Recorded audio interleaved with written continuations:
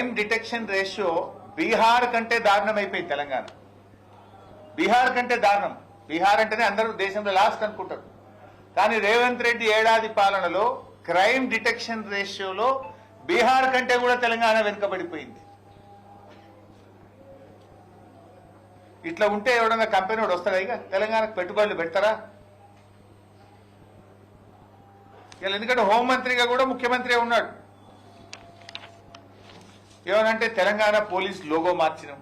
లోగోలు మారిస్తే ఏమొస్తుంది?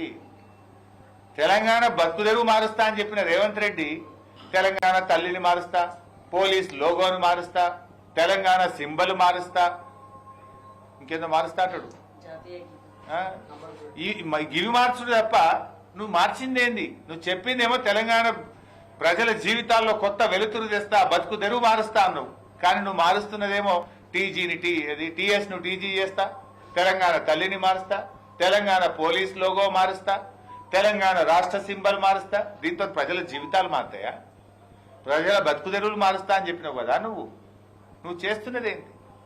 పోలీస్ లోగోలు మార్చుడు కాదు, పోలీసులకు అవసరమైన సాంకేతికతను అందించు, పోలీసులకు అవసరమైన నిధులు అందించు, పోలీసులను వాళ్ళ పని వాళ్ళని చేసుకొని, పోలీసులు ఎంతసేపు ప్రతిపక్షముల మీద కేసులు పెట్టు, సోషల్ మీడియాలో పోస్టు పెట్టిండు, వాని లోపలై వీని లోపలై. ఈ పనులు కాదు కదా పోలీసులు చేయాల్సింది. ఇవాళ సంగారెడ్డి జిల్లా కూడా చెప్పాలి. దానికి పోయే ముందు రాష్ట్రంలో అనేక సమస్యలు వచ్చినాయి. ఇవాళ రేవంత్ రెడ్డి గారు వచ్చిన తర్వాత రాష్ట్రంలో పోలీసులు ఇబ్బంది పడతా ఉన్నారు.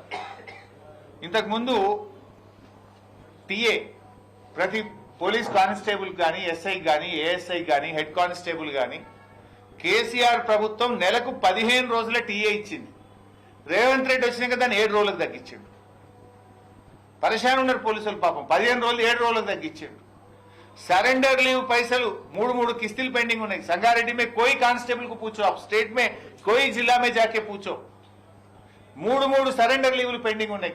3 क्वार्टर्ల सरेंडर लीवल పోలీసులే విడుదలైతలేవు. స్టేషన్ అలవెన్స్ ఇంతకుముందు కేసీఆర్ గారు ఉండగా కాయిదాలు వంకస్కనుడు, అదేందో టైపిస్ట్ ప్రింటింగ్ మిషన్ పనిచేయలేదు అన్నట్టు ఉంటుండే. ప్రతి పోలీస్ స్టేషన్ కు 50,000 రూపాయలు ఇచ్చిండు కేసీఆర్. హైదరాబాద్ లో అయితే 75,000 ఇచ్చి, అరే మీ కాయిదాలు మీరు కొనుక్కోండి, ఎవరైనా పోలీస్ స్టేషన్కి వస్తే మంచినీళ్ళు తాగిపియండి, ఛాయ్ తాగిపియండి అని కేసీఆర్ గారు పోలీసుల గౌరవం, పోలీసుల ప్రతిష్ట పెంచాడు. ఇప్పుడు అవి కూడా విడుదలైతలేవు. స్టేషన్ అలవెన్స్ విడుదల చేయాలంటే కూడా పైరవి చేయాలి సెక్రటరియట్లో పోయి.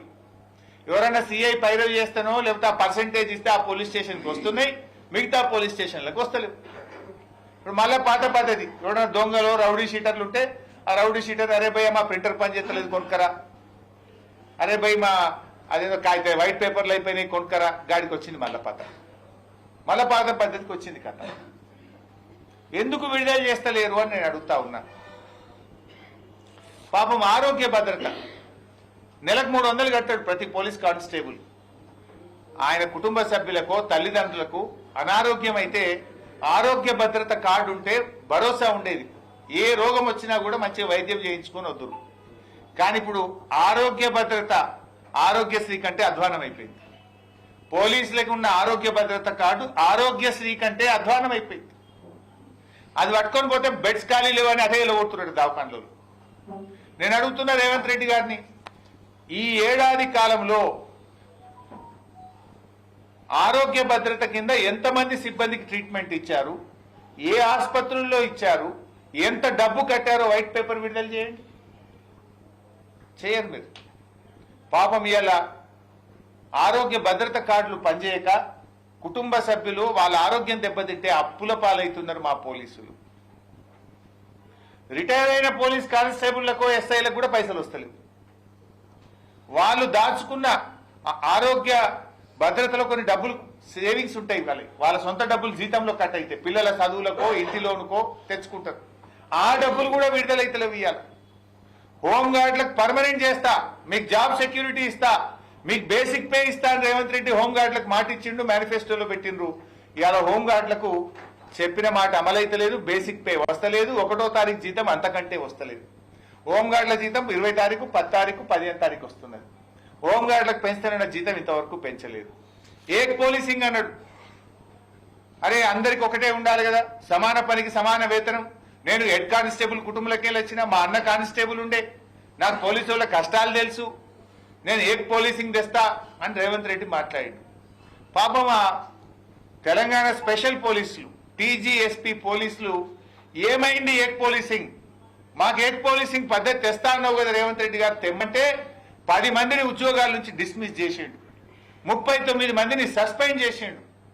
నువ్వు ఇచ్చిన మాటనే కదా వాళ్ళు అడిగింది, వాళ్ళు ఏమైనా తప్పు అడిగిండ్రా?